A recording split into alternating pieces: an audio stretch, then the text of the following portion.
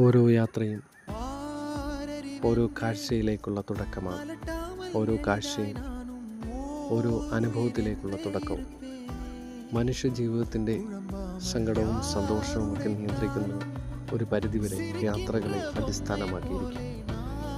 ജോലിക്ക് പോകുന്നവർ രാവിലെ എഴുന്നേറ്റ് ജോലി സ്ഥലത്തേക്കുള്ള യാത്ര, തിരിച്ച് വീട്ടിലേക്കുള്ള യാത്ര, അങ്ങനെ എല്ലാവരെയും ആസ്പദമാക്കിയുള്ളതാണ് യാത്രകളുടെ പ്രത്യേകത. കാഴ്ചകളെ മനോഹരമാക്കുവാൻ യാത്രകളെ സ്നേഹിക്കുക.